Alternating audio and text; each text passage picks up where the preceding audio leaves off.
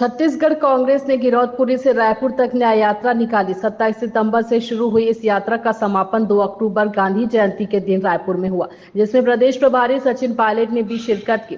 इस दौरान कांग्रेस प्रदेश अध्यक्ष दीपक बैज, कांग्रेस सांसद ज्योत्सना महंत, पूर्व सीएम भूपेश बघेल, पूर्व डिप्टी सीएम टीएस सिंहदेव समेत पूर्व प्रदेशाध्यक्ष मोहन मरकाम ने भी शिरकत की। यात्रा के इस समापन में शामिल होने पहुंचे प्रदेश प्रभारी सचिन पायलट ने कहा कि इस बार बीजेपी सरकार को सत्ता में आए 9 से 10 महीने हो गए, लेकिन छत्तीसगढ़ के हालात को देखते हुए हमें सरकार को जगाने के लिए न्याय यात्रा निकालनी पड़ रही है। यही थी, जब आप जनप्रतिनिधित्व के क्षेत्र में काम करते हैं और जवाबदारी लेते हैं तो सत्ता के बाहर भी एक जवाबदेही होती है।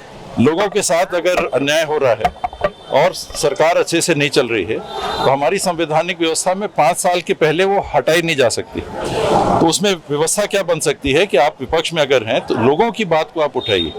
कांग्रेस अपनी बात नहीं कह रही, कांग्रेस लोगों की बात कह रही है। बिजली बिल अगर बढ़ रहा है और बिजली की कटौती हो रही है तो कांग्रेस की नहीं, ये लोगों की। स्कूल बंद हो रहे हैं तो ये लोगों के बंद हो रहे हैं। अगर खुश है तो फिर हम लोग तक वो बात नहीं आती।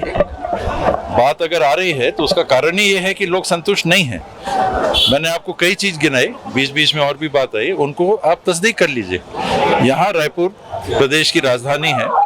अंबिकापुर से एक ड्राइवर आते हैं, वो ट्राइबल विभाग में पिछले 2.5 साल से काम कर रहे हैं, डेली वेजेस से उनको वेतन मिल रहा है। उनकी चाकू मार के हत्या कर दी जाती है। उनके साथ के लोग, पुलिस वैन जाता रहता है, गश्त वाला हाथ देते हैं, नहीं रुकता है। ये व्यवस्था उचित है क्या? मैंने एक बताया, ऐसे 50 घटनाएं।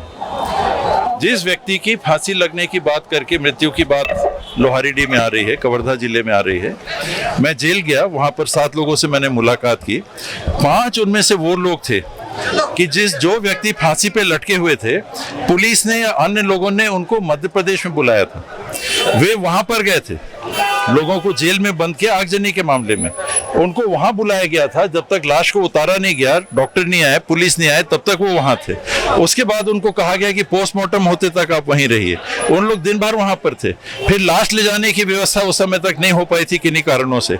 अगले दिन सुबह लाश ले जाने की बात हुई। इन लोगों ने मुझे बताया, जो 7 लोगों का मैंने आपको हवाला दिया, जिसमें 5 लोग फांसी पे लगे व्यक्ति के शिनाख्त और अन्य कार्रवाई के लिए बुलाए गए थे।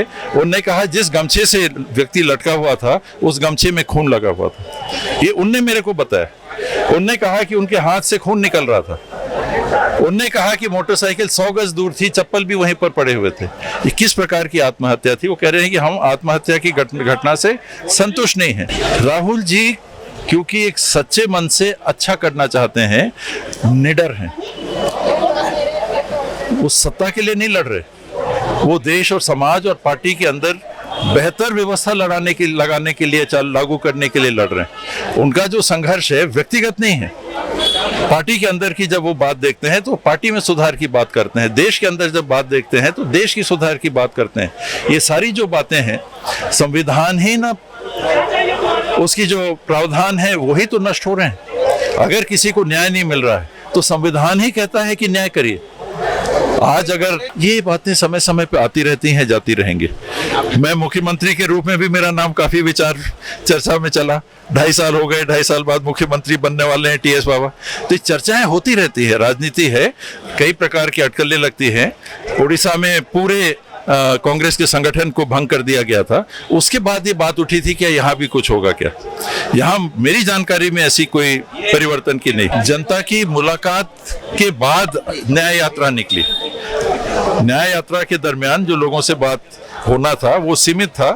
हम लोग क्षेत्रों से आ रहे हैं, लोगों से बात करके। वहाँ लोगों ने जिन बातों को रखा वो न्याय यात्रा के इश्यूज हैं और उनको न्याय यात्रा के माध्यम से उठाया गया है। आज अगर सरकार के मंत्री कह रहे हैं कि हमारे पास पैसा नहीं है काम करने के लिए,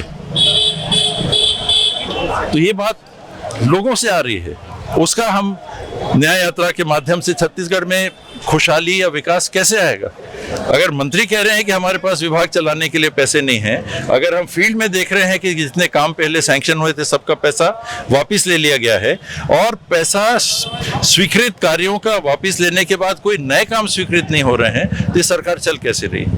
छत्तीसगढ़ के हित में नहीं चल रही है। वो न्याय यात्रा के मुद्दे हैं। स्कूल बंद हो रहे हैं। कांग्रेस की सरकार ने क्या किया था? स्वामी आत्मानंद स्कूल खोले थे,